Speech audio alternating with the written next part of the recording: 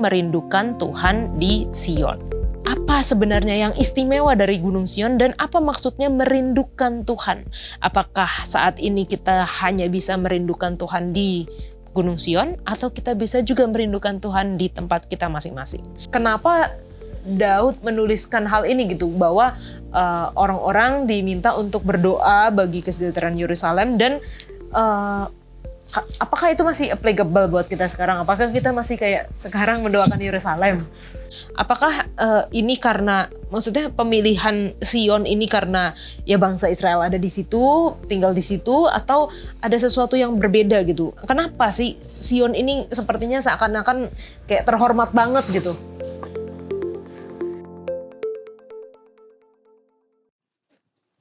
Selamat datang di Diskusi Sekolah Sabat, diskusi pembelajaran Alkitab yang mendalam untuk menguatkan iman kepercayaan kita kepada Tuhan.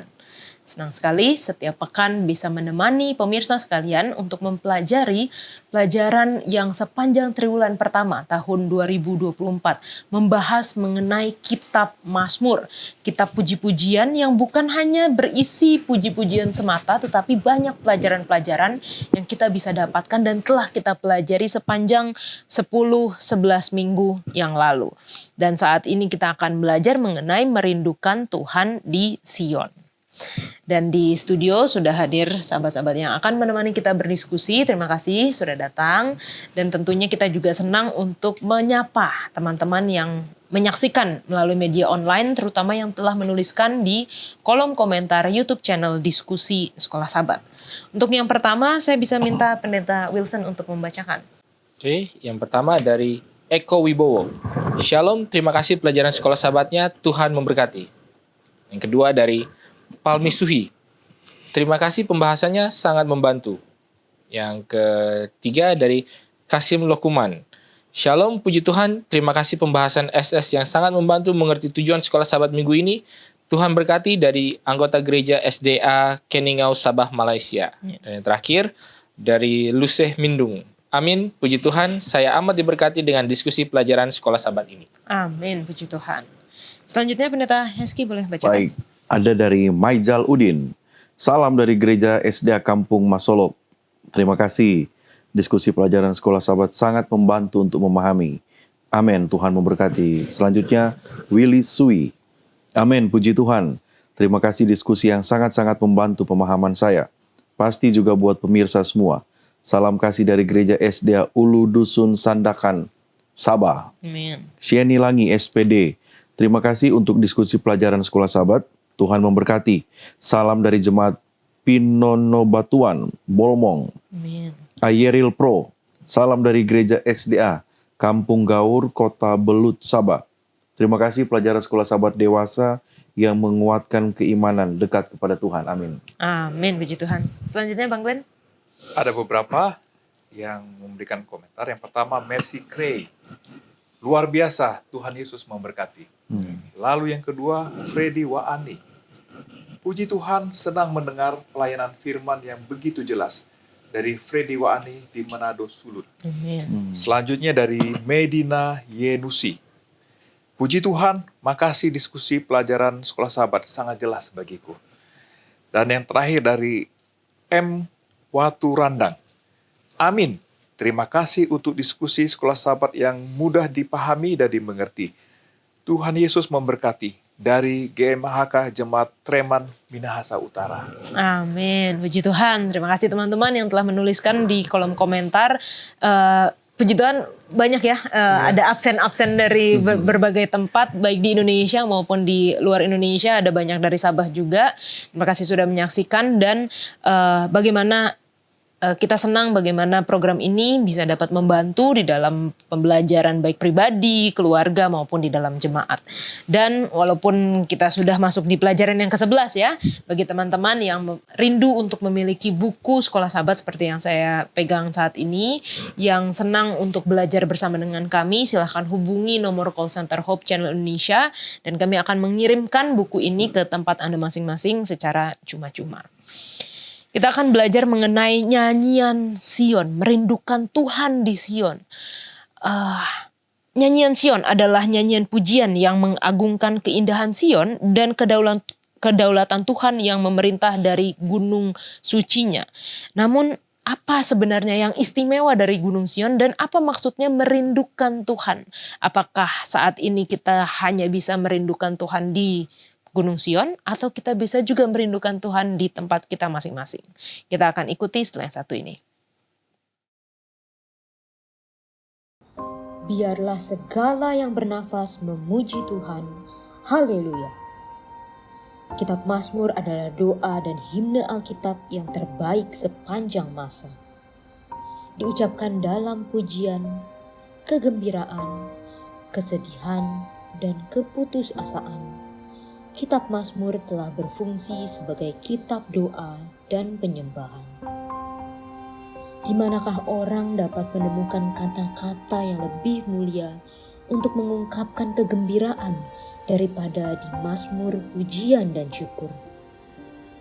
Atau di manakah orang dapat menemukan kata-kata yang lebih dalam, lebih menyesal, dan lebih sedih untuk mengungkapkan kesedihan daripada dalam Mazmur ratapan? Untuk mengalami kekuatan kitab Mazmur yang mengubah hidup, kita dipanggil untuk menyanyikan dan mendoakannya seperti yang dilakukan oleh generasi orang percaya yang telah menggunakan Mazmur untuk mencurahkan pujian, permohonan, pengakuan, ratapan, dan ucapan syukur mereka kepada Tuhan. Keinginan dan doa kita adalah agar kitab Mazmur memperkuat kita dalam perjalanan hidup kita dan melaluinya kita dapat bertemu Tuhan setiap hari dari hati ke hati sampai hari ketika kita melihat Yesus Kristus muka dengan muka. Dan olehnya segala yang bernafas memuji dan menyembahnya. Haleluya. Pelajaran ke-11 dengan judul Merindukan Tuhan di Sion. Ayat hafalannya terdapat di dalam Mazmur 84 ayat 3. Jiwaku hancur karena merindukan pelataran-pelataran Tuhan. Hatiku dan dagingku bersorak-sorai kepada Allah yang hidup.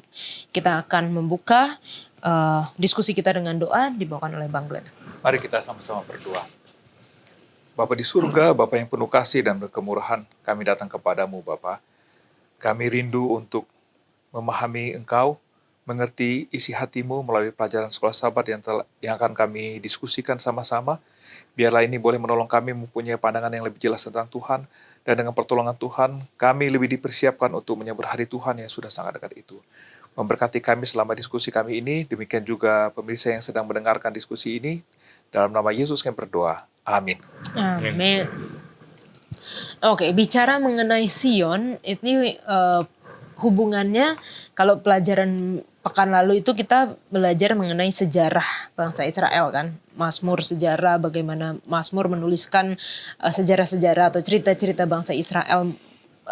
Bicara mengenai Sion, kita teringat akan Gunung Sion, kita teringat akan Bait Suci, kita teringat akan di sini dikatakan Yerusalem dan Bait Suci, pusat pekerjaan keselamatan Allah bagi dunia kuno.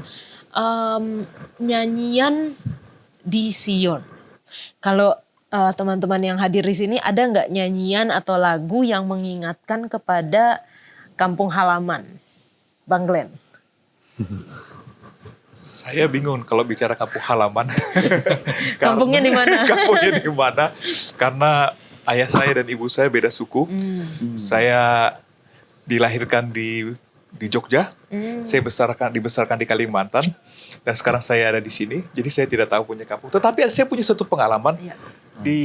Di akhir tahun 90-an, saya ada di negara tetangga kita di Filipina. Dan ketika di negara tetangga Filipina itu, kami bisa mendengarkan siaran RRI. Kalau malam, bisa dapat siaran RRI. Dan ada satu lagu yang kalau dinyanyikan itu membuat saya rindu pulang ke Indonesia dengan segera. Judul lagunya adalah Tanah Air, Tanah Airku. Jadi kurang lebih kata-katanya seperti ini, tanah airku tidak kulupakan, kan terkenang selama hidupku. Biarpun saya pergi jauh, tidak akan hilang dari kalbu. Jadi setiap kali mendengarkan lagu itu, kapan ya saya pulang ke Indonesia? Kangen Indonesia biasanya itu lagu-lagu anak rantau. Iya betul. Oke, thank you Bang. Kalau dari Pendeta Heski? Ya, nggak tahu ya. Kita nggak ngobrol sebelumnya. Tapi itulah ya, selalu mengingat pulang. Lagu itu Rayuan Pulau Kelapa. Oh Misalnya, iya. Tanah airku, tanah airku tidak Tidak kulupakan. kulupakan. Itulah lagu yang selalu mengingatkan pulang. Kalau Pendeta Wilson?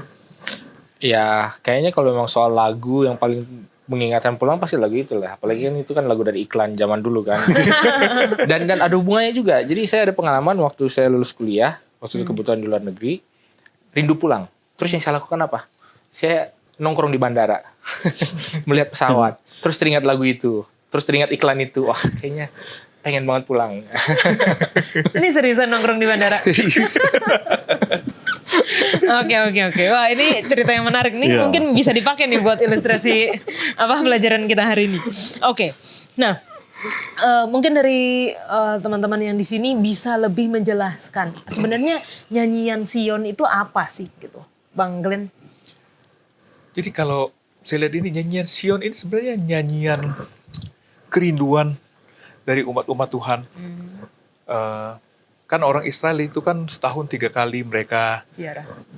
datang ke kota Yerusalem untuk beribadah. Jadi dalam perjalanan itu mereka nyanyikan, aduh mau sampai ke Sion. Dan yang lebih utama adalah bahwa di Sion itu ada bait suci. Dan di bait suci itu adalah hadirat Tuhan. Jadi sebenarnya lagu itu bicara tentang kerinduan untuk datang ke tempat di mana Tuhan ada. Jadi sebenarnya lagu ini sedang, kalau tadi kita cerita rindu tanah air, ini lagu rindu sama Tuhan ini. Betul. Oke. Pastor? Ya, sebagai tambahan, jadi itu yang terngiang-ngiang bagi orang Israel, khusus Bani Korah yang kebanyakan menulis lagu tentang Sion itu. Mereka perlu untuk terus mengingat, mereka perlu untuk terus belajar tentang segala sesuatu tentang Sion.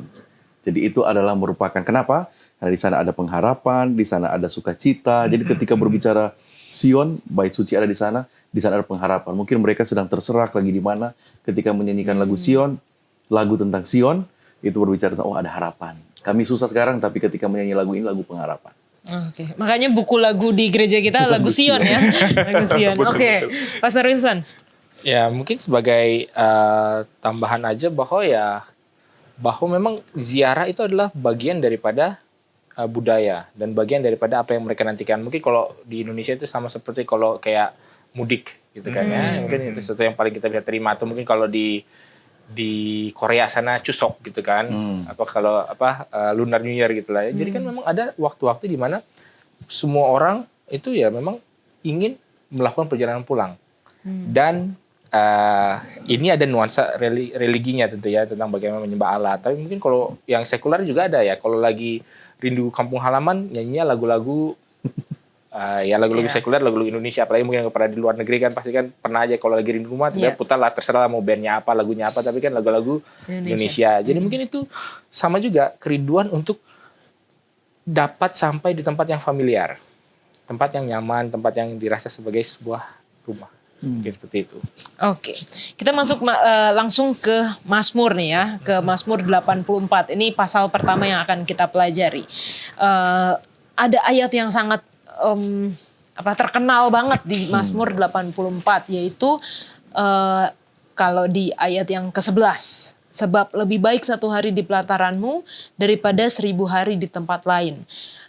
Lebih baik berdiri di ambang pintu rumah Allahku daripada diam di kemah-kemah orang fasik. Ini bahkan ada lagunya. Ayat ini dibikin lagu lagi gitu. Yang tadinya ini adalah lagu, tapi dibikin lagu lagi. Ini apa sih sebenarnya yang melatar belakangi pemazmur menulis hal ini? Lebih baik 1 hari di pelataranmu daripada 1000 hari di tempat lain. Bang Glenn. Jadi ini bicara tentang seperti disebutkan tadi bahwa pelataran ini adalah pelataran bait suci. Jadi seperti saya sampaikan tadi bahwa kelihatan hadirat Tuhan di bait suci itu. Jadi kalau datang ke bait suci itu mereka bisa merasakan hadirat Tuhan. Dengan mata mereka sendiri mereka bisa lihat memandang hadirat Tuhan walaupun tidak secara langsung. Kemudian mereka juga bisa merasakan kemuliaan Tuhan. Dan akhirnya ada satu pengharapan mereka. pengharapan untuk memperoleh hidup yang kekal. Jadi ini adalah lagu lagu kerinduan yang paling dari lubuk hati yang paling dalam dari umat manusia untuk kepada Tuhan ya. Oke. Ternyata. Pelajaran pekan lalu ya kalau nggak keliru, Pastor Wilson ngomongin soal anak yang hilang terus mau pulang. Ini seperti gambaran seperti itu juga, orang-orang mau ziarah, orang-orang yang tidak ada di Yerusalem, yang rindu untuk berada di pelataran Tuhan. Jadi sejauh apapun kehidupan kita, orang-orang ini ada tempat yang dikategorikan nyaman, semua segala sesuatu itu dipenuhi, tetap tidak ada bandingannya ketika berada di Yerusalem. Orang Israel boleh kemana saja, apalagi mereka dalam konteks pembuangan misalnya. Nggak ada lebih merindukan yang dirindukan selain pergi ke Sion itu. Makanya mereka katakan lebih baik memang kami ada di sana even 1 hari aja. Jadi ini menggambarkan bahwa bagi mereka tidak ada yang lebih baik selain berada di hadirat Tuhan. Oke. Nah, Wilson, ada background atau latar belakang lain nggak dari penulisan Mazmur ini? Mungkin kalau ini agak mengambil angle yang sedikit berbeda ya. Jadi kan kalau di film-film atau di komik-komik atau apa kan ada tempat yang kalau kita berlatih di tempat itu, wah sepertinya waktu itu lebih efektif, lebih apa gitu kan. Kayaknya kan ketemu tempat latihan rahasia gitu kalau cerita kungfu atau apa gitu kan. Wah di sana kalau dia berlatih di sini di bawah air terjun ini sama seperti kayak kalau berlatih 10 tahun di luar gitu. Mungkin dalam hal itu kenapa spesial sekali pelataran ini adalah karena di sana ada ritual-ritual yang terlihat. Ini kan ada tentang setiap harinya ada yang pasti adalah mesbah pagi dan petang kan. Lalu kemudian ada juga shofar itu ditiup kan, sangkakala itu ditiup setiap kali jam berdoa sehingga semua orang langsung dimanapun mereka berada kalau mendengar suara itu pergi menghadap bait suci lalu kemudian berdoa. Lalu kemudian juga ya mungkin kalau malam mereka bisa melihat lampu kaki dian itu yang tidak padam sepanjang hari walaupun juga siang tetap ada. Jadi ada hal-hal yang pasti mengingatkan tentang ya karena kan semua ritual ini ada maknanya dan semakin orang itu hadir di sana dan melihat mereka kan pikirannya selalu tertuju kepada Tuhan yang kalau mereka tidak ada di tempat itu mungkin tidak mendapatkan intensitas yang sama sehingga ya 1 hari aja di sana lalu memeditasikan Tuhan itu mungkin sama nilainya dengan 1000 hari di tempat lain yang tidak terlalu seintens itu melihat segala macam apa yang terjadi di bait suci. Mungkin itu salah satu yang literalnya mungkin seperti itu. Kalau yang harfiah metaforanya ya bisa macam-macam lah. Oke. Nah, kalau tadi kan disebut bahwa Sion itu atau bait suci itu adalah kayak tempat kehadiran Allah dan kalau kita lihat ceritanya memang pada waktu zaman bangsa Israel kayak kehadiran Tuhan tuh literally kelihatan gitu di bait di kemah suci gitu. Tetapi ketika mulai dibangun bait suci apalagi setelah diruntuhkan lalu dibangun lagi kan tidak ada secara fisik sudah tidak kelihatan walaupun ritualnya masih gitu. Apakah itu masih terasa berbeda bagi orang Israel sehingga mereka pengen gitu ke bait suci? Pendeta. Mungkin kalau yang paling kelihatan itu adalah seperti ketika Yakub melarikan diri dari rumahnya kan, lalu kemudian tiba di Betel mendapat penglihatan langit terbuka terus ada tangga turun dan naik lah. Lalu ketika dia bangun apa? Sesungguhnya ini adalah tempat hadirat Allah ada di sini, ini rumah Allah. Maka aku namai dia Betel kan, bait Allah, Betel kan, gitu kan. Jadi itu artinya. Jadi memang ada sesuatu yang berbeda bila mana suatu lokasi itu ada istilahnya pertemuan ilahinya. Makanya kalau ada nggak mesti pertemuan ilahi, bisa juga kalau ada suatu kejadian, ya kan kayak menyeberangi Sungai Yordan. Makanya semua orang harus diambil semua tua-tua daripada masing-masing suku ambil satu batu terus ditaruh jadilah tumpukan. Ataupun kalau ketika cerita-cerita para patriark kan, kalau ketemu di mana bikin mesbah apa. Jadi kita bukannya mengatakan bahwa ada tempat-tempat yang seolah-olah lebih suci yang kalau hadir di sana tiba-tiba kesucian meningkat, enggak seperti itu juga, tetapi itu adalah suatu peringatan yang nyata tentang suatu pengalaman yang pernah ada.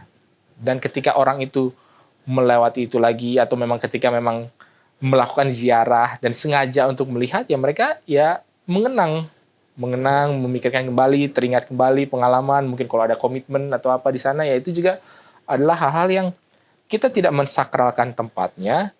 Tetapi tidak bisa dipungkiri manusia itu adalah manusia yang memang di dalam dirinya itu ada keinginan untuk melakukan ritual, ada keinginan atau kebutuhan untuk bisa berhubungan dengan keilahian, dan salah satunya adalah tempat, lokasi, waktu, dan juga upacara, dan ini semua ada Di bait suci. di bait suci yang bahkan lebih spesial lagi. Oke. Seperti itu. Nah, hal ini juga mendorong kalau zaman sekarang itu banyak jadinya kayak wisata religi gitu ya, Iya, Bang ya. iya, betul, Abang betul. udah pernah ke Yerusalem? Masih rencana. Oh, masih rencana. Nah, kenapa Bang? Kayak pengen ke situ. Apakah kayak orang Kristen tuh harus gitu kayak ke Holy Land, ke Yerusalem gitu? Kalau menurut Abang gimana? Kalau saya pengen ke sana lebih kepada untuk memahami Alkitabnya dengan lebih baik lagi. Contohnya bilang kota Yerusalem, kan saya nggak pernah ke Yerusalem, sama seperti mungkin Yola. Kalau ngomong Bandung kan langsung, oh Bandung begini-begini jalan sini kan. Jadi lebih clear pandangan kita. Jadi ketika kita membaca Alkitab itu lebih memahami. Jadi saya lebih senang kepada faktor historinya. Nah, tapi saya menarik ada satu tulisan dalam Kerinduan Segala Zaman, halaman 278, paragraf ketiga. Dikatakan sebagai berikut. Banyak orang merasa bahwa adalah suatu kesempatan yang luar biasa bila mengunjungi tempat-tempat Kristus berada selama ia hidup di bumi ini. Berjalan di tempat ia berjejak, memandang ke danau yang tepinya ia suka mengajar, serta bukit-bukit dan lembah-lembah yang sering dipandangnya. Tetapi kita tidak perlu pergi ke Nazaret, ke Kapernaum, atau ke Betania agar dapat berjalan pada langkah-langkah Yesus. Kita akan menemukan jejak kakinya di sisi tempat tidur orang sakit, di pondok-pondok orang miskin, di lorong-lorong kota besar yang padat penghuninya, serta pada setiap tempat di mana terdapat hati manusia yang memerlukan penghiburan. Dalam perbuatan seperti yang dilakukan Yesus ketika di dunia, kita akan berjalan pada langkah-langkahnya. Jadi memang that's okay untuk berkunjungi, tetapi sebenarnya itu bukan sesuatu keharusan, karena sesungguhnya kita bisa merasakan kehidupan Yesus ketika kita mempraktekkan kehidupan Yesus dimanapun kita berada. Oke, jadi sebelum ke Yerusalem pastikan ke rumah orang-orang sakit gitu dulu ya. I think that's a good point. Benar tak? Iya, ya sama seperti Bang Lee. Jadi tidak ada faktor unsur ziarah ke sana. Jadi hanya untuk melihat bahwa oh ya ini pernah ada. Kemudian di dalam Mazmur 84 ayat 12 ya, di sana dikatakan sebab Tuhan, contoh nanti kita akan lihat kenapa itu muncul. Sebab Tuhan Allah adalah matahari dan perisai, kasih dan kemuliaan ia berikan. Ia tidak menahan kebaikan dari orang yang hidup tidak bercela. Oke, sebelum ke ayat itu mungkin kita bisa tahu bahwa ketika Mazmur 84 ini muncul, ini kan yang menulis orang-orang yang pelayan nyanyian, ya kan?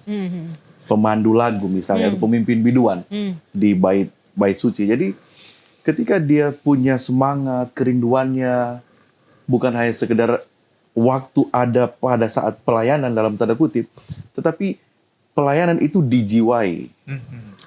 Kemanapun dia pergi dan berada, saya masuk dari bahasa Bang Glenn terakhir, kemanapun berada itu. Kalau orang itu sudah menjiwai kehadiran Tuhan itu, dimanapun dia berada, dia akan merasakan bahwa ini adalah sesuatu yang harus dinikmati. Jadi kalaupun mau ke Yerusalem sekarang ini tapi tidak merasakan hadirat Tuhan, itu sama saja. Nah, kalau di zaman sekarang apakah itu bisa, bait suci itu bisa digambarkan sebagai gereja, artinya gedung gereja gitu pendeta? Hampir tidak ada bisa dibilang mengatakan bahwa bait suci sekarang kan secara fisik tidak ada lagi. Iya. Tapi kita menghormati tempat di mana Tuhan dibicarakan, tempat di mana Tuhan dipanggil, tempat di mana Tuhan menjadi pusat, itu adalah baitnya Tuhan. Tuhan diam di sana. Di tempat di mana saja Tuhan dibicarakan. Itu tempat yang suci. Oke. Pastor Wilson? Ya, mungkin kalau di dalam Mazmur 84 ayat 6 sendiri mengatakan, berbahagialah manusia yang kekuatannya di dalam Engkau, yang berhasrat mengadakan ziarah. Jadi ada suatu berkat, ada suatu kebahagiaan bila mana orang memang sampai kepada situs-situs yang punya nilai-nilai religi ini. Walaupun tadi seperti sudah disebutkan ya, kita tidak percaya bahwa kalau kita datang tiba-tiba ada cahaya suci membasuh kita apa segala. Tidak dalam arti yang seperti mistis seperti itu, tetapi paling tidak itu mengubah orangnya, dalamnya sendiri, dan nanti cara berpikirnya, mungkin ada impresi yang bisa didapatkan, dan orang tuh kadang-kadang kan punya meromantisisme sebuah kota. Kayak ada yang namanya Paris Syndrome gitu kan. Ini kebanyakan katanya ini kalau turis-turis yang dari Jepang dan biasanya yang wanita yang mungkin punya segala macam imajinasi mengenai kota Paris ini seperti ini, penuh dengan romantisisme, penuh dengan cinta apa segala, tapi pas datang lihat kotanya jelek, kotor, apa segala, ada kecoa lewat, tikus lewat, mungkin seperti itu, nggak tahu ya. Apapun itu yang membuat ini tidak seperti imajinasi saya. Karena mereka mau datang karena ya untuk imajinasi itu. Tapi sebenarnya kalau kita datang mau ke Yerusalem bukanlah untuk hal-hal itu, tetapi memang ada sesuatu yang Tuhannya yang dicari, bukan kotanya, bentuknya, apanya segala macamnya. Mungkin seperti itu. Nah, kalau sekarang gitu, di zaman sekarang, bagaimana caranya orang percaya atau kita, orang Kristen dapat tinggal di bait suci Tuhan sekarang ini? Ya kalau tinggal di bait suci Tuhan lah, bagusnya adalah bahwa Tuhan itu kan hadir dimanapun. Hadirat Allah itu adalah ketika orang menyembah Tuhan. Dan itu bisa di mana saja. Jadi lebih kepada bukan lagi sama seperti kalau kita bilang berhari Sabat itu harusnya datang ke bait suci. Tapi ini bukan bait suci yang dibentuk oleh bangunan, batu-batu, tapi dibentuk oleh waktu. Ya, kan, jadi ketika orang masuk ke dalam hari Sabat itu dia masuk ke dalam bait suci. Ya mungkin kadang-kadang seperti itu juga.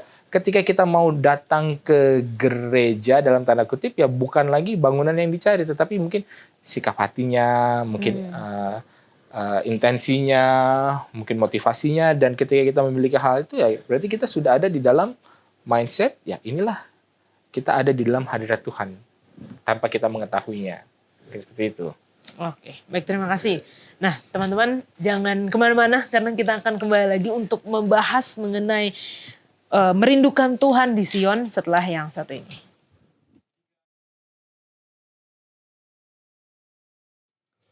Masuk di Mazmur 122, doa sejahtera untuk Yerusalem. Apa yang menjadi latar belakang penulisan Mazmur ini, Bang Glenn? Ya, seperti dikatakan di pelajaran sekolah sahabat kita, Mazmur 122 mengungkapkan kegembiraan para peziarah saat mereka tiba di Yerusalem.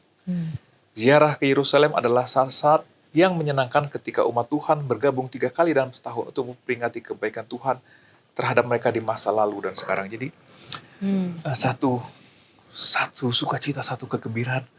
Wah, Tuhan kita tuh sangat baik dan luar biasa kepada kehidupan kita. Oke. Ini sebenarnya mau peringati, mengagungkan Tuhan dari pasal ini. Oke. Pastor? Ya, Mazmur 122 ini Daud menulis itu sebagai pesan kepada penerusnya. Pesan kepada penerusnya apa yang akan terjadi nanti kemudian dengan pemerintahannya. Daud mungkin tidak pernah melakukan perjalanan ziarah yang panjang ke Yerusalem karena dia tidak pernah ada catatan bahwa dia sempat jauh dari Yerusalem selama masa pemerintahannya. Dia eksis di sana. Dia hanya membayangkan nanti ke depan kita harus menjaga keberadaan ini. Ini sama seperti Bang Glenn, Pastor Wilson yang berkeluarga, kita semua, kalau nanti nggak lagi, keturunan saya akan merasakan hal yang sama lah dengan keberadaan tempat di mana kami ada, tinggal. Itulah pikiran Daud. Daud menulis 122 buku Mazmur ini menunjukkan saya punya kerinduan yang sama kepada penerus saya untuk merasakan, mencintai, dan menikmati Yerusalem itu yang dia rasakan. Hampir boleh dibilang tidak ada nggak penawanan selama zaman Daud ketika Yerusalem dia pimpin. Dia melarikan diri doang. Dia melarikan diri. Jadi tidak ada memang Yerusalem itu dianya yang rusak, dia yang bermasalah. Tapi keberadaan Yerusalem itu memang mencapai hal yang bagus. Dia ingin Yerusalem yang ada ini dirasakan oleh penerusnya, keturunannya setelahnya. Mungkin yang perlu kita perhatikan juga adalah ketika sesuatu itu menjadi lagu atau menjadi sesuatu yang jadi lagu rakyat, apakah ketika orang itu membuat itu, saya memaksudkan ini menjadi lagu rakyat, atau dia mencurahkan isi hatinya, lalu kemudian karena curahan isi hatinya ini beresonansi dengan budaya, dengan orang-orang yang juga, ini kayaknya lagu ini juga menceritakan apa yang ada di dalam hati saya. Akhirnya dengan sendirinya itu akan diulangi dan diulangi dan diulangi, dan sepertinya inilah yang memang menjadi sesuatu yang tadi seperti Pastor Heski bilang, Daud mencurahkan isi hatinya dan dia rindu agar orang-orang juga punya pengalaman seperti itu. Dan sementara orang-orang ikut menyanyikan hal ini, akhirnya orang-orang juga mengabsorb atau juga merasuki perasaan ketika Daud, karena kan pengalaman Daud itu pasti ya bukannya kita mengangkatnya kan pasti berbeda ataupun lebih dalam, lebih intens daripada pengalaman orang pada umumnya. Dan bagaimana caranya orang itu bisa ikut merasakan apa yang Daud rasakan adalah dengan menyanyikan lagu yang Daud sudah gubah, sudah buat untuk ketika dia mengungkapkan apa yang ada dalam isi hatinya. Jadi kayak ada istilahnya second hand experience gitulah. Ketika kita menyanyikan lagu itu, dan itu suatu hal yang sebenarnya penting. Apalagi dalam konteks berziarah ke Yerusalemnya. Gitu. Oke. Nah, menariknya di Mazmur 122 itu di ayat 6 ada dikatakan berdoalah untuk kesejahteraan Yerusalem. Ini sebenarnya kenapa Daud menuliskan hal ini gitu, bahwa orang-orang diminta untuk berdoa bagi kesejahteraan Yerusalem, dan apakah itu masih applicable buat kita sekarang? Apakah kita masih kayak sekarang mendoakan Yerusalem? Bang Glenn? Ya, ketika Daud meminta orang untuk mendoakan Yerusalem, konteksnya adalah ada bait suci di situ. Ya, jadi bicara Sion, Yerusalem, di Mazmur ini pasti bicara bahwa ada bait suci di situ, ada hadirat Tuhan di situ. Jadi sebenarnya doanya Yerusalem itulah supaya orang-orang berdamai dengan sesama manusia dan berdamai dengan Tuhan. Itu kan inti dari doa itu sebenarnya. Jadi apakah doa ini masih applicable buat kita sekarang? Jawabannya ya. Cuman mungkin subjeknya yang berbeda. Subjeknya adalah bagaimana kita boleh menjadi berkat dimanapun kita berada. Bagaimana orang boleh merasakan damai sejahtera Tuhan. Kita berdamai satu sama lain. Jadi lebih ke arah sana. Instead kita berdoa tentang kota Yerusalem yang ada di Israel sekarang. Oke. Pendeta Heski? Ya, Daud di sini ya. Daud yang memintakan itu untuk kesejahteraan. Di dalam ayat berdoa untuk kesejahteraan Yerusalem. Ini dia kan bicara kepada orang yang mau berziarah. Orang-orang yang mau datang ke Yerusalem, orang-orang yang merasakan damai itu sendiri. Karena di pemikiran Daud, Yerusalem bisa tidak terlepas dari konflik. Kota Yerusalem itu sendiri. Sama seperti saya kutip ada seorang pengkhotbah juga, Charles Spurgeon, dia katakan seperti ini, mengomentari ayat 6 dalam Mazmur 122. Di sebuah gereja, salah satu bahan utama kesuksesan adalah kedamaian internal. Perselisihan, kecurigaan, semangat partisi, perpecahan, itu hal yang mematikan.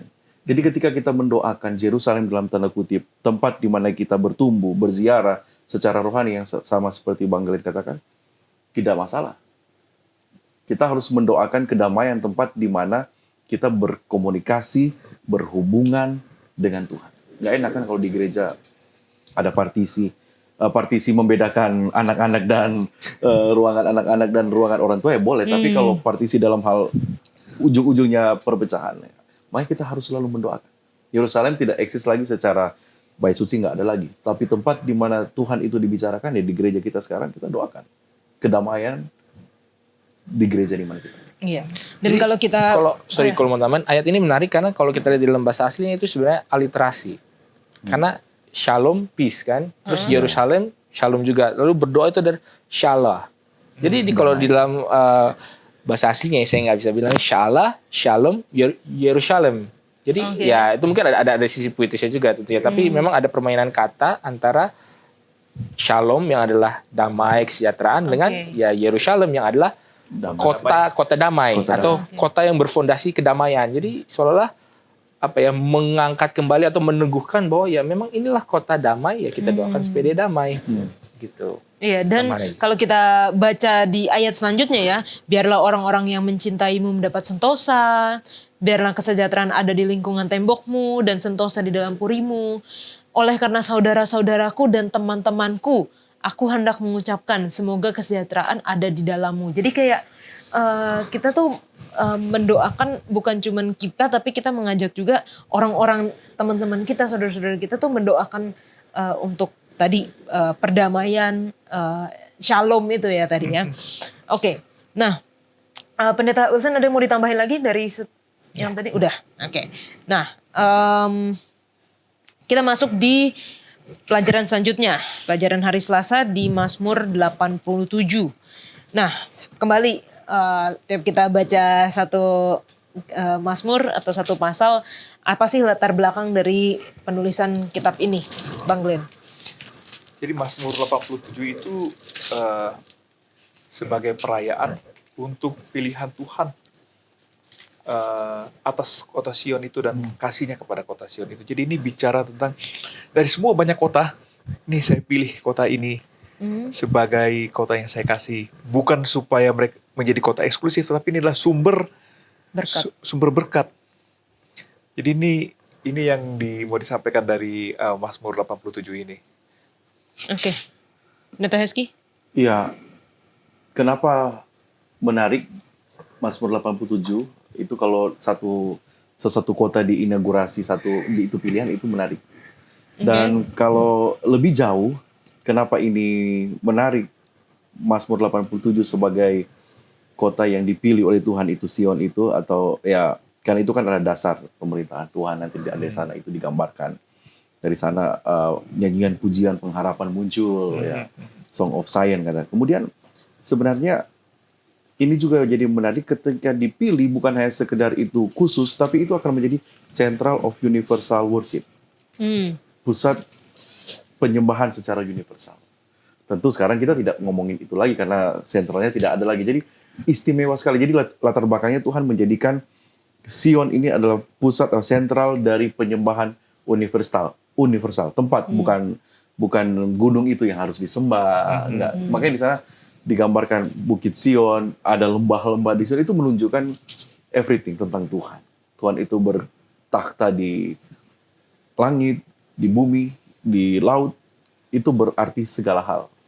Ketika berbicara Sion adalah pusat penyembahan, tempat pusat penyembahan universal.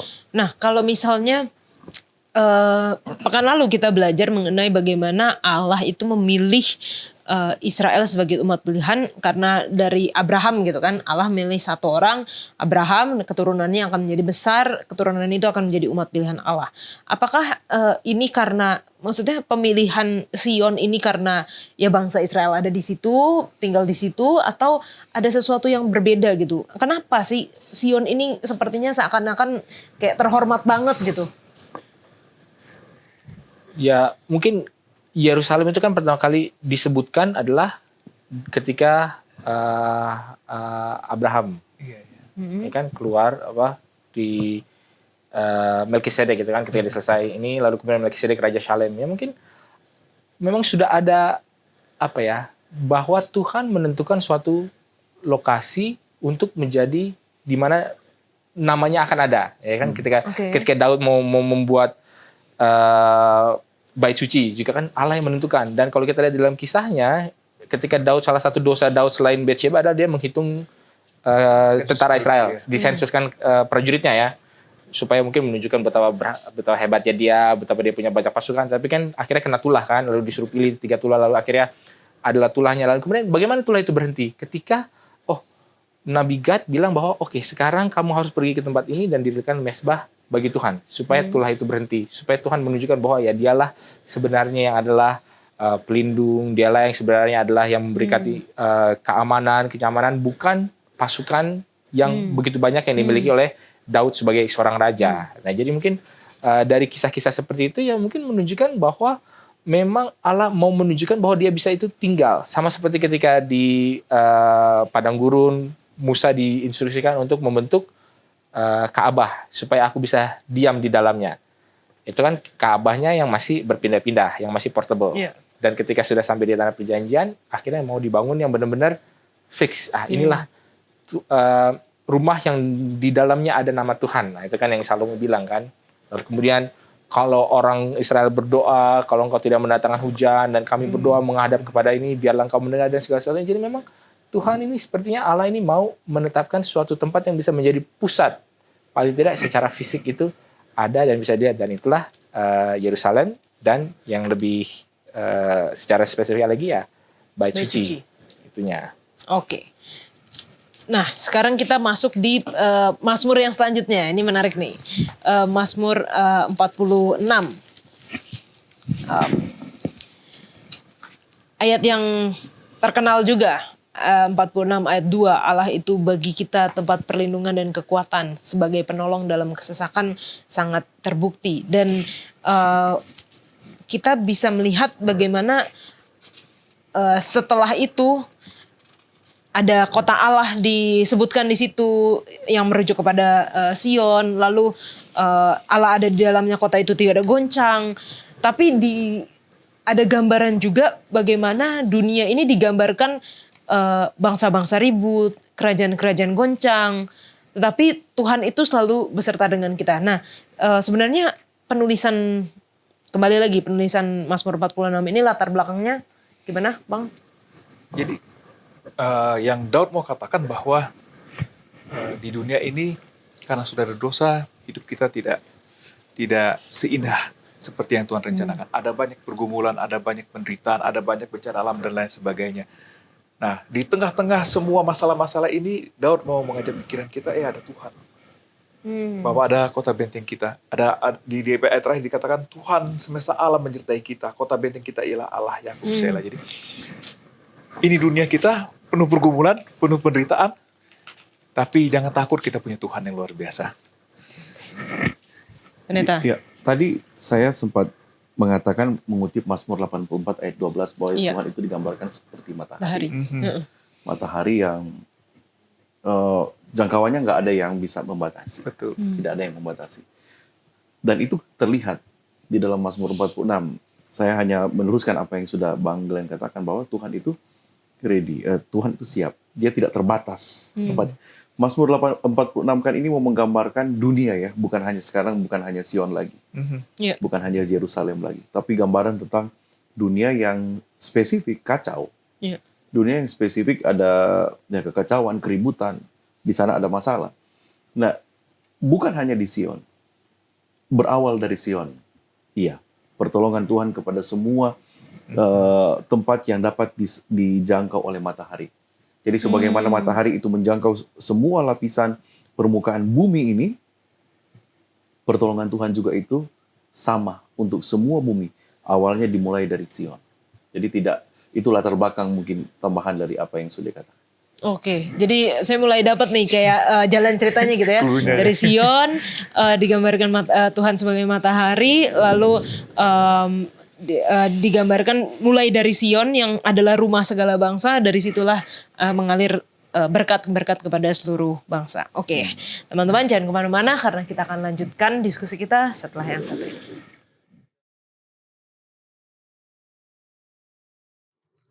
Di tengah-tengah dunia yang penuh dengan kekacauan, Allah itu bagi kita adalah tempat perlindungan dan kekuatan. Bagaimana kita bisa meyakini hal ini seperti yang tertulis di dalam Mazmur 46. Bang Glenn.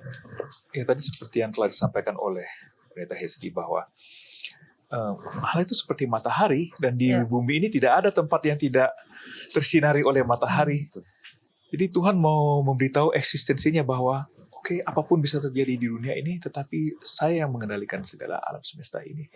Dan itulah jaminan kepada kita bahwa walaupun hidup saya seperti kacau balau, seperti di sini kan ada gelombang segala macam, hidup saya seperti itu.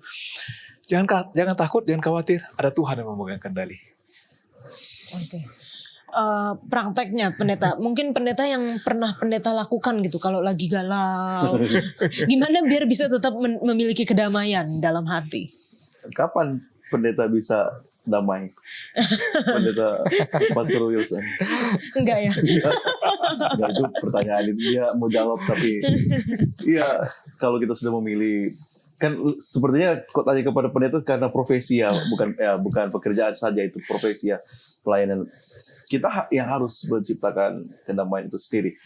Yesaya 29 ayat 8 mau menggambarkan umat Tuhan itu juga adalah Sion itu sendiri. Ya. Bagaimana? Jadi kalau berbicara Sion sekarang, kalau berbicara Sion itu sekarang bisa theological, kita sekarang secara rohani, spiritual, Sion kita, secara geografi juga eksis.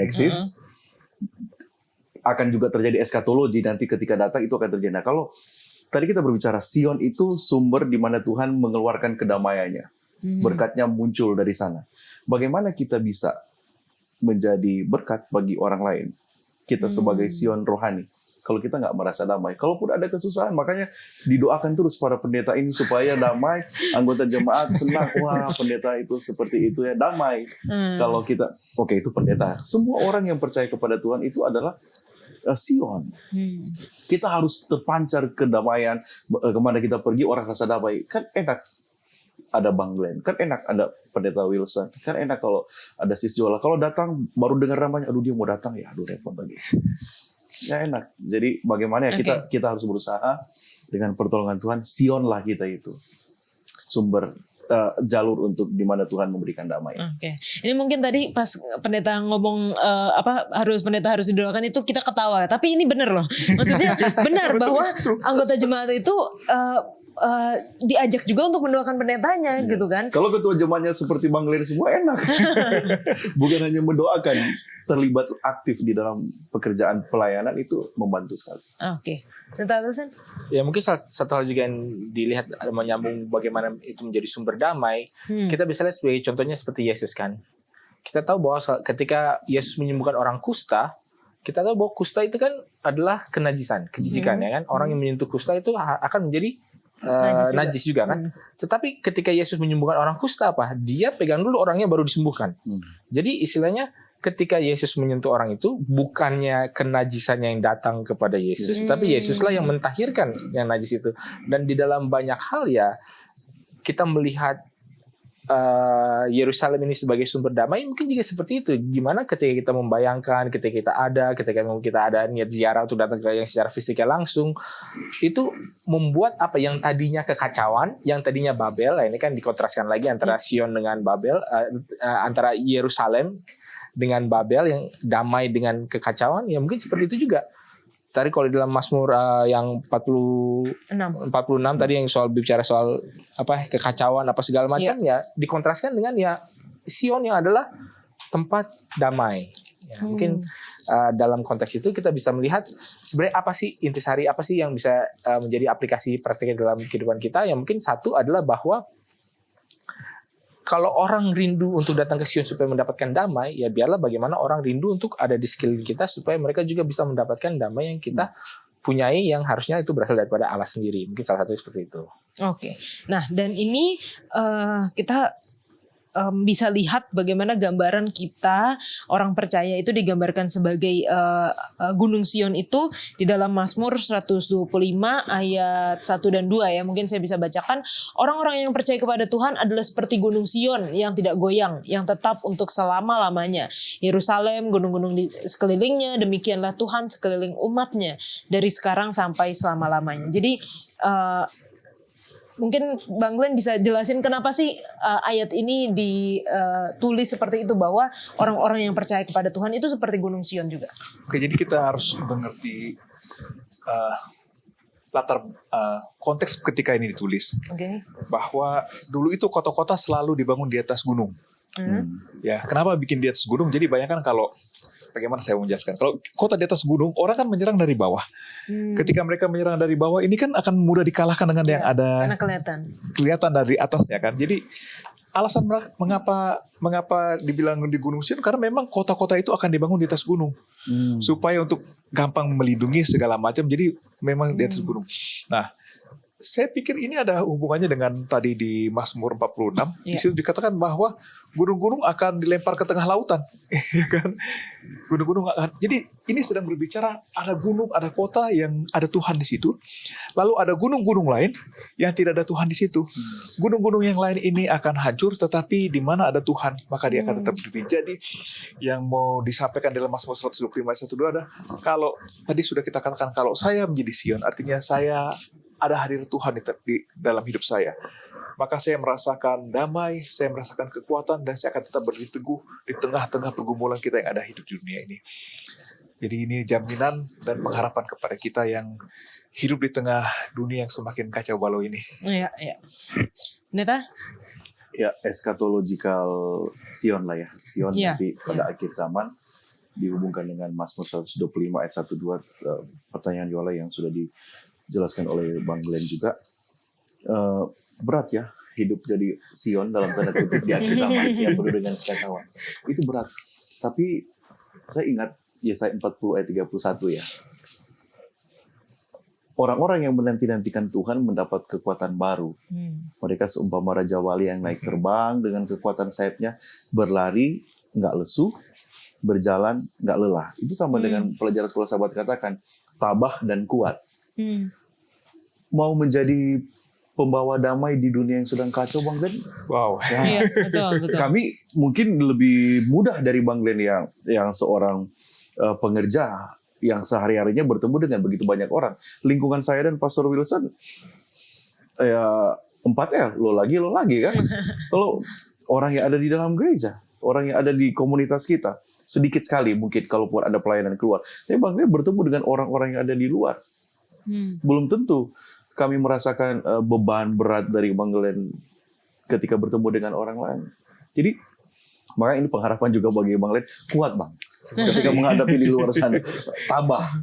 Karena kita adalah Sion-Sion itu. Jadi, itu mungkin tambahan untuk Mazmur 125 sebagai Sion itu. Pendeta Wilson? Ya, mengenai kota yang ada di atas bukit kan, Yesus sendiri mengatakan di Matius 5 bahwa kota yang terletak di atas gunung tidak mungkin tersembunyi. Kan jadi memang selain dia kelihatan, selain dia teguh, dia juga harus kelihatan. Dan dia juga harus kelihatan teguh gitu. Jadi dua hal ini harus terjadi sehingga ketika orang melihat ada sesuatu yang berbeda daripada orang-orang yang tinggal di Sion yang juga seperti yang lari kepada perlindungan Tuhan. Tuhan adalah gunung batu karangku, ya mungkin seperti itu juga. Jadi ya Sionnya itu Tuhannya, Sion itu kotanya, Sion itu akhirnya kitanya. Karena apa?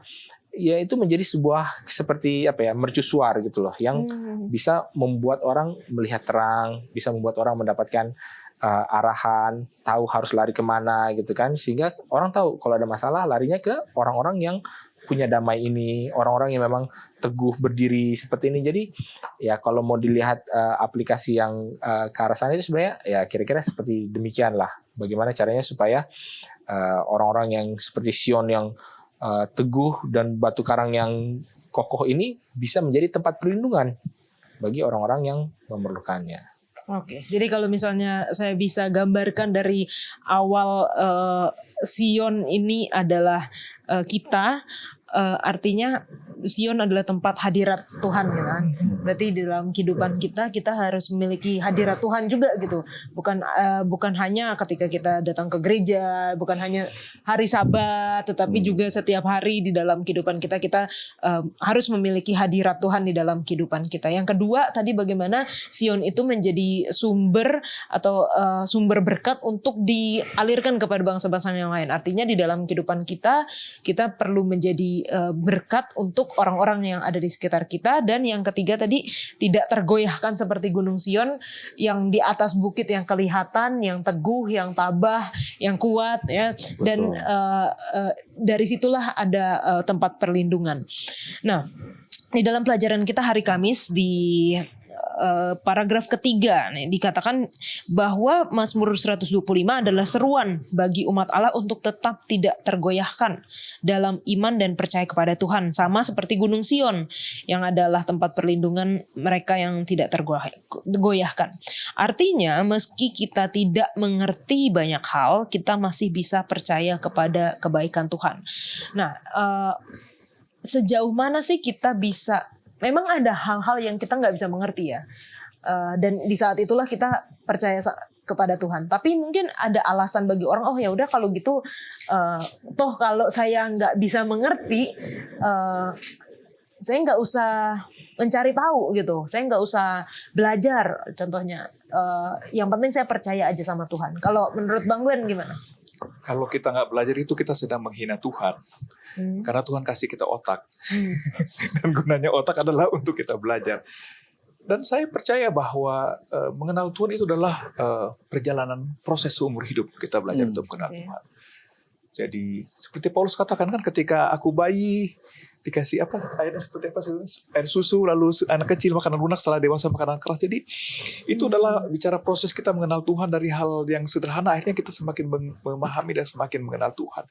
Jadi apakah kita perlu mengenal Tuhan dengan semakin baik lagi? Jawabannya adalah iya, sama seperti orang pacaran kan. Kapan ketika mereka membuat keputusan untuk oke, kita mau menikah? Adalah ketika mereka saling kenal satu sama lain, mereka trust satu sama lain, mereka yakin oh ini orang yang cocok buat saya, dia cocok. Akhirnya mereka memilih menikah. Jadi kita perlu terus belajar, terus menerus untuk belajar untuk mengenal Tuhan, dan itu menolong kita untuk bertumbuh dalam pengenalan akan Tuhan, dan itu menolong kita untuk percaya bahwa ketika ada hal kelihatannya kita tidak mengerti, kita tetap percaya sama Tuhan. Sama seperti Ayub, ketika semua hartanya hilang, lalu semua anak-anaknya mati. Dia katakan, aku tahu penebusku hidup. Ya itu hanya kalimat sederhana, tapi itu implikasinya luar biasa bahwa ya saya kehilangan semuanya, saya nggak punya apa-apa lagi, saya tinggal sebatang kara, bahkan saya sudah mau mati ini karena menderita, tapi katakan saya masih punya Tuhan. Dan proses itu sampai Ayub sanggup mengatakan, aku tahu penebusku hidup adalah karena pengalaman dia, pengenalan dia akan Tuhan yang semakin dalam, sehingga dia tiba pada satu kesimpulan seperti itu. Dan masing-masing orang prosesnya berbeda. Oke, terima kasih Bang. Pastor. Ketika kita berharap semua orang yang kita tawarkan untuk mendapatkan damai, menerima semua tawaran kita bisa keliru, kita bisa gagal. Artinya gini, akan ada orang kok tetap mau berbuat jahat, tidak mau menerima damai yang ditawarkan dari Sion itu, tetap ada. Itulah kenapa ada banyak hal yang tetap kita nggak ngerti. Ada banyak hal yang kita tidak memahami, itu pertanyaan dari Yola. Jadi kalau tetap masih ada orang yang akan, bahkan oke lah kalau mereka menolak tawaran damai sejahtera, shalom itu dari kita sebagai Sion itu, oke lah kalau mereka menolak. Tapi kalau mereka melakukan lebih daripada itu, menindas kita, pembawa damai, penindas itu mungkin sudah terjadi. Kita mau berusaha baik di gereja, tapi apa yang terjadi dengan orang-orang yang mau baik di gereja? Gantinya dipuji, gantinya dihormati? Enggak.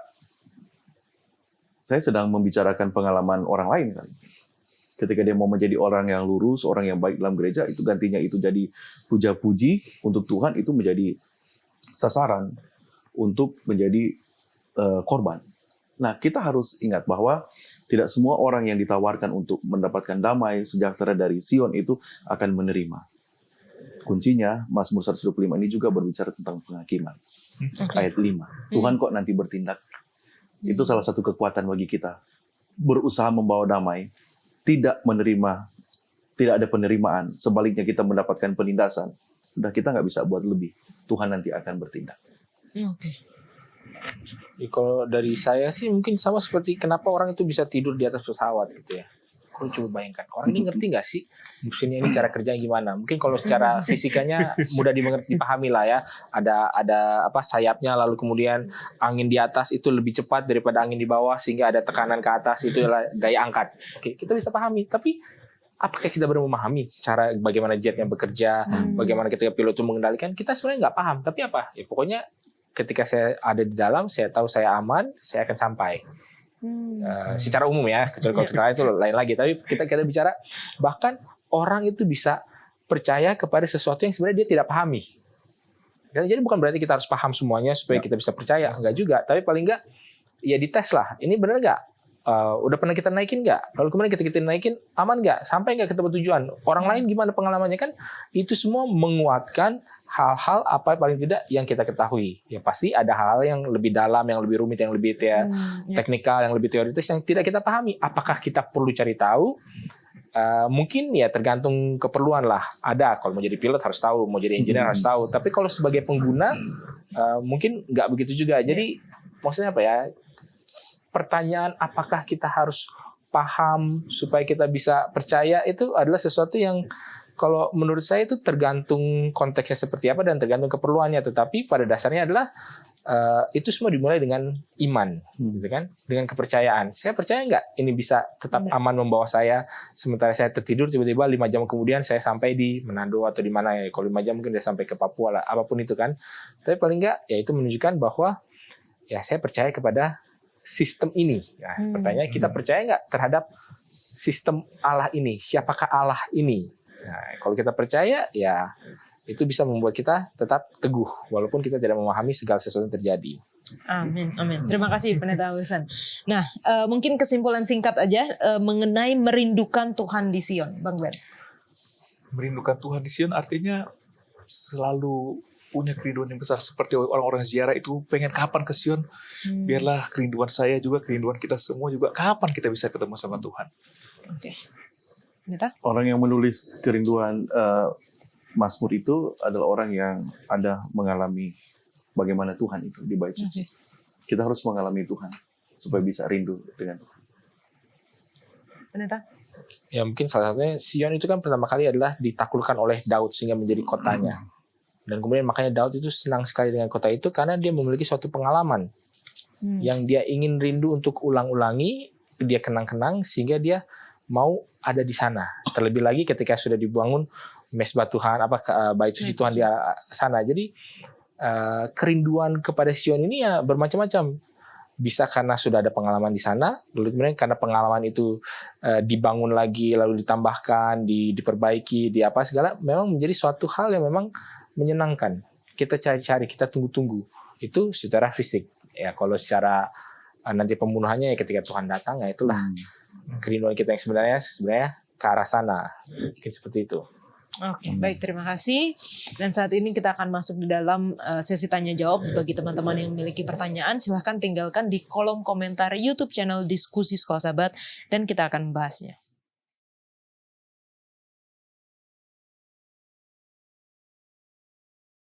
Baik, kita masuk di dalam sesi tanya jawab bersama dengan Pendeta Alberto Tulalesi. Terima kasih Pak Pendeta. Terima kasih Kak Yola. Nah ini kita dapat pertanyaan lagi dari Edi Lex. Pertanyaan saya, apakah orang yang bunuh diri bisa diselamatkan? Baik, terima kasih. Masalah keselamatan itu adalah milik Tuhan. Tapi kalau perintah Tuhan jelas sekali dalam Keluaran 20 ayat 3, cuma singkat saja. Jangan membunuh. Ya, jadi itu perintah Tuhan, jangan membunuh. Apalagi diri kita dibunuh. Jadi kalau kita lakukan itu berarti konsekuensinya adalah kita melanggar perintah Tuhan. Itu dia. Jadi itu pelanggaran atas perintah Tuhan. Kalau kita membunuh diri. Nah sekarang, kenapa orang sampai bunuh diri? Itu kan pertanyaannya. Kenapa orang sampai bunuh diri? Karena memang stres, depresi. Sepertinya tidak ada jalan lain. Mati saja. Ya kan? Pertanyaannya, apakah orang Kristen nggak bisa depresi? Apakah orang yang takut akan Tuhan jadi nggak bisa depresi? Oh, baca Alkitab. Baca Alkitab. Mari kita buka Mazmur 42. Oke, Mazmur 42 ayat yang ke... Ya, mulai dari ayat yang keempat sampai ayat yang keenam. Air mataku menjadi makananku siang dan malam, karena sepanjang hari orang berkata kepadaku, di mana Allahmu? Inilah yang hendak ku ingat sementara jiwaku gundah gulana. Bagaimana aku berjalan maju dalam kepadatan manusia, mendahului mereka melangkah ke rumah Allah dengan sorak-sorai dan nyanyian syukur dalam keramaian orang-orang yang mengadakan perayaan. Mengapa engkau tertekan, hai jiwaku, dan gelisah di dalam hatiku? Berharaplah kepada Allah, sebab aku akan bersyukur lagi kepadanya, penolongku dan Allahku. Amin. Terima kasih Allah. Jadi memang sekali lagi kita hidup di atas dunia yang sudah penuh dengan dosa, jatuh dalam dosa. Setan banyak sekali mencobai kita dan pergumulan sangat berat. Dan bukan hanya orang-orang yang tidak percaya Tuhan yang dicobai setan, kita pun dicobai setan. Dan bahkan pemazmur mengatakan, mengapa engkau tertekan, hai jiwaku, dan gelisah di dalam diriku. Dia nangis setiap hari. Tapi dia punya pengharapan, ada Tuhan yang bisa menolong. Jadi memang hanya dekat dengan Tuhan saja. Mazmur 62 ayat 2, Mazmur 62 ayat 6. Hanya dekat dengan Allah saja aku tenang. Untuk menghindari depresi, Yola, Tuhan itu penolong yang pasti. Saya cuma bilang untuk saudara-saudara semua, bangun hubungan dengan Tuhan. Rasakan itu pengalaman yang pasti mendapat ketenangan. Pemazmur di ayat yang lain kata, curahkanlah seluruh isi hatimu. Bahkan dia bilang, mengapa jiwamu tertekan? Itu depresi bukan? Dan dia kembali ingat kepada Tuhan. Pertolongan hanya datang dari Tuhan. Terima kasih Allah. Apapun masalah kita masih punya harapan ya Pendeta. Jelas. Ya? Harapan. Jelas. Dan ada jalan keluar di dalam Tuhan. Itu makanya Hope Channel hadir itu untuk memberikan harapan ya Pendeta. Amin, amin. Oke, baik, pertanyaan selanjutnya. Dari ini no name, nggak memberikan nama. Kalau Tuhan murah hati dan maha pengampun, apakah artinya boleh terus berbuat dosa? Kan Tuhan akan terus cari kita dan akan melakukan segala cara agar kita selamat. Saya ingat kita sudah pernah membahas ini, tapi mungkin pendeta boleh pertajam lagi ya, karena ternyata banyak yang nanya kayak gini, pendeta. Kalau misalnya Tuhan, bahkan saya pernah dengar ada yang bilang kalau Tuhan itu akan menggunakan segala cara, kalaupun kita lari daripada Tuhan, kalau kita berdosa, Tuhan akan menggunakan segala cara untuk membalikan kita lagi kepadanya gitu. Baik, terima kasih. Dan ya, kembali saya mau pakai ayat yang saya pernah bahas waktu lalu, yaitu Matius 23:37. Iya. Ini gambaran bahwa Allah berulang kali mencari kita ya. Iya. Coba boleh baca ya. Matius 23 ayat 37, Yerusalem, Yerusalem, engkau yang membunuh nabi-nabi dan melempari dengan batu orang-orang yang diutus kepadamu. Berkali-kali aku rindu mengumpulkan anak-anakmu sama seperti induk ayam mengumpulkan anak-anaknya di bawah sayapnya, tetapi kamu tidak mau. Baik, terima kasih. Jadi saudara-saudaraku yang kasih dalam Tuhan, para pemirsa Hope Channel, dan secara khusus yang bertanya, Allah tidak pernah lelah untuk membuat kita bertobat. Dia tidak pernah lelah dan dia tidak pernah putus asa. Berkali-kali Yeremia 3 menyatakan bahwa dia punya kasih yang kekal. Kasihnya itu kekal adanya. Berulang-ulang kali dia memanggil kita. Kalau Allah nggak sabaran, selesailah kita. Kalau kasihnya hanya sebentar saja, selesailah kita. Tapi kasih dia luar biasa, memanggil kita berulang-ulang kali untuk datang kepadanya. Itu kasih Allah yang ajaib. Problemanya adalah ketika kita asik dengan dosa, dosa itulah yang akan menguasai kita. Dosa itulah yang akan bertahta di dalam diri kita. Sehingga akhirnya kita sendiri yang tidak memerlukan Allah akhirnya. Kita tidak datang kepada Allah. Kita yang tidak mau kalau di dalam bahasa Matius ini. Tapi kamu tidak mau masalahnya, kata Tuhan Yesus. Allah luar biasa. Allah memberikan kebebasan memilih untuk saya dan saudara. Allah memberikan kebebasan memilih. Di dalam Wahyu pasal 3 ayat 20 menyatakan bahwa Allah mengetuk. Dia nggak dobrak pintu, dia mengetuk pintu hati. Jadi itu Allah yang kita sembah. Allah yang kita sembah itu adalah Allah yang selalu memanggil kita untuk berjalan dalam jalan keselamatannya. Tapi pilihannya ada di kita. Apakah kita mau masuk ke dalam pemeliharaannya? Jadi apakah kita mau terhubung dengan Dia? Sehingga Yola, ketika kita terhubung dengan Dia, maka kita akan datang sama Dia. Coba mari kita lihat di dalam perjanjian baru ya. Ya. Kita lihat dalam perjanjian baru. 1 Yohanes. 1 Yohanes. Ya, 1 Yohanes pasal 1. Ayat yang ke-9. Jika kita mengaku dosa kita, maka Ia adalah setia dan adil sehingga Ia akan mengampuni segala dosa kita dan menyucikan kita dari segala kejahatan. 1 Yohanes 2 ayat 1. Anak-anakku, hal ini kutuliskan kepada kamu supaya kamu jangan berbuat dosa. Namun jika seorang berbuat dosa, kita mempunyai seorang pengantara pada Bapa, yaitu Yesus Kristus yang adil. Ayat 2. Dan Ia adalah pendamaian untuk segala dosa kita, dan bukan untuk dosa kita saja, tetapi juga untuk dosa seluruh dunia. Ini sudah pasti jaminan. Ya. Ini jaminan bahwa kita punya pengantara. Dosa apapun kita akan diampuni kok. Udah pasti kita diampuni. Allah yang tidak berubah. Tapi kan ada syaratnya di sini ayat 9. Ya. Dalam 1 Yohanes 1 ayat 9. Jika kita mengaku. Jika kita mengaku dosa kita, maka Ia adalah setia dan adil, sehingga Ia tidak akan mengampuni segala dosa kita dan menyucikan kita dari segala kejahatan kita. Mengaku. Problemanya adalah ketika kita melecehkan kasih karunia Allah dengan terus berbuat dosa, kita akan nikmati dosa itu. Dan akhirnya kalau terus dosa itu akan bisa membinasakan kita dengan apa? Kita tidak lagi merasakan dosa. Kita tidak, jadi bagaimana mau mengaku ya orang kita enjoy dengan dosa itu. Sudah nggak menganggap itu dosa ya? Sudah tidak lagi menganggap itu dosa. Dan akhirnya kita menolak. Kalau ada orang yang tegur kita, marah kita. Oh, saya sudah banyak lihat ada orang yang tiba di titik itu. Padahal Allah berulang-ulang kali. Oh, Allah bukan oknum yang pasif. Allah oknum yang aktif. Apapun segala daya cara apapun dia berusaha untuk kita bertobat.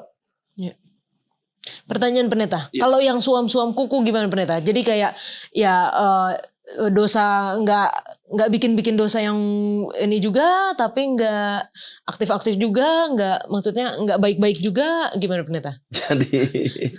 Jadi memang hanya ada 2 jalan ya, Matius 7 ayat 13 dan 14. Hanya ada 2 jalan. Jalan yang lebar dan jalan yang sempit. Yohanes 14 ayat 6 bilang, akulah jalan kebenaran dan hidup. Jadi memang bahwa kita diminta oleh Tuhan untuk memilih kepada Kristus. Yola. Jadi ketika kita berada di posisi bersama dengan Kristus, ya kan di dalam tadi Yola bilang kan masa Tuhan kan inginkan jangan suam-suam kuku, lebih bagus kamu hangat atau dingin sekalipun. Jadi artinya bahwa di dalam Kristus ada kehangatan kasih karunia Allah. Ada kedamaian batin, ada kehangatan dalam kehidupan kita, Yola. Tapi ketika kita di luar Kristus, maka kita bisa saja suam-suam kuku. Suam-suam kuku ini berarti kita nggak menyadari itu lagi dosa. Kita nikmati dalam kondisi suam-suam seperti itu. Dimuntahkan Allah akhirnya. Iya. Paham gak Yola? Iya. Artinya kita suam-suam kuku itu sebenarnya bukan berarti kita baik-baik aja gitu ya. Dosa itu bukan hanya masalah membunuh loh. Iya. Ngerti gak Yola? Iya. Kesombongan itu adalah dosa yang luar biasa yang banyak orang tidak sadari. Keangkuhan, kekeras tengkukan itu bangsa Israel. Mengeluh. Kita biasakan itu terus-menerus, kita akhirnya gak masuk dalam dan kita nggak anggap begitu dosa masalah. Itu suam-suam kuku sama aja itu. Iya. Terima kasih Yola. Baik, terima kasih jawabannya Pak Pendeta. Ini luar biasa. Jangan sampai kita meremehkan atau kita mengecilkan ya kasih karunia Tuhan itu ya dengan kita terus-terus berbuat dosa. Padahal Tuhan ingin kita menarik kita keluar dari dosa gitu. Baik, jika teman-teman masih ada pertanyaan silahkan tinggalkan di kolom komentar YouTube channel Diskusi Sekolah Sahabat dan kita akan membahasnya. Kita kembali ke studio.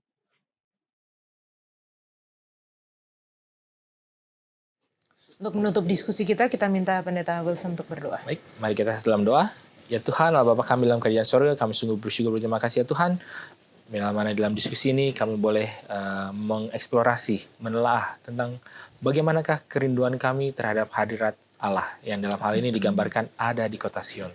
Ada bait suci di sana, ada segala macam pelayanan di sana. Biarlah kiranya itu juga boleh menguatkan kami, mengingatkan kami tentang bagaimana kami boleh mendapatkan damai sejahtera bila mana kami ada di hadirat Allah. Dan damai sejahtera itu boleh kami bagikan, kami sampaikan kepada orang-orang lain yang juga mencari damai itu bila mana mereka bersinggungan dengan kami.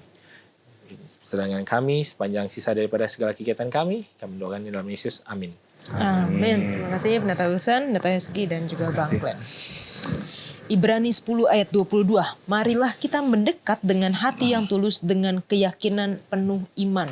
Ketika kita memiliki kerinduan yang sungguh-sungguh untuk berada di hadirat Tuhan seperti para pemazmur. Memang persekutuan pada hari Sabat tidak diragukan lagi, itu penting. Tetapi marilah kita juga mencari dalam sepanjang pekan kita untuk bersekutu dengan hadirat Allah di tempat kudus surgawinya. Kita akan bertemu di episode selanjutnya. Tuhan Yesus memberkati.